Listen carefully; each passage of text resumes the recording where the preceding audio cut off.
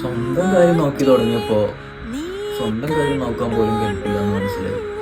കാരണം ജോലി കഴിഞ്ഞ് വന്ന ക്ലാസ് കഴിഞ്ഞ് വന്ന മടി കാരണം നേരെ പോയിട്ട് ഫുഡ് കഴിക്കാതെ പോലാണ് കിടന്നുറങ്ങുന്നത്.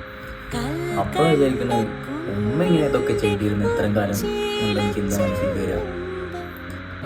ഉമ്മ എണീക്കുന്ന സമയം നമ്മളാരും മക്കളാരും കാണാറില്ല, ആരും കാണാറില്ല. ഉമ്മ എപ്പോഴും എണീക്കണേ എന്നുള്ള കാര്യങ്ങൾ നമ്മൾ ആരും ശ്രദ്ധിക്കാറില്ല.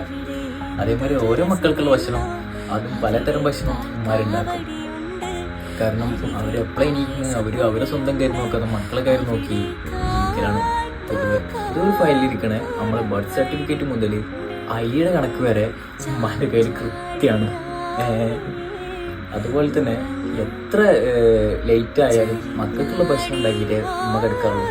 ഇത്ര ദിവസമായിട്ട് ഉമ്മാക്ക് നമ്മളപ്പോൾ ഇങ്ങനെ വിചാരിക്കും നമുക്ക് എന്താണ് ഒരു വർക്ക് കഴിഞ്ഞാൽ വയ്യ പോയി റെസ്റ്റ് നിന്ന് ഫുഡ് കഴിക്കണ്ട, ഇന്ന് വയ്യ, ഇന്ന് എടുക്കണ്ട എന്നാൽ നമ്മൾ പോയി കിടക്കും.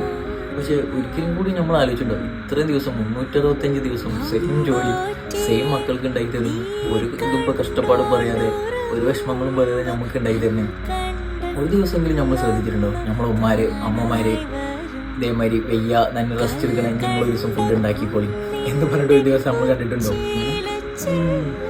ഇല്ല. ഈ 365 ദിവസത്തിലും നമുക്ക് എത്ര ദിവസം അസുഖങ്ങൾ വരാറുണ്ട് സാധാരണ പൊതുവെ. അതേമാതിരി നമ്മളെ അമ്മമാർക്കും ഉമ്മമാർക്കായാലും ഇടയ്ക്കൊക്കെ ഒന്നും വന്നിട്ടുണ്ടാവില്ലേ, പക്ഷെ നമ്മൾ അറിയിക്കാറുണ്ടോ?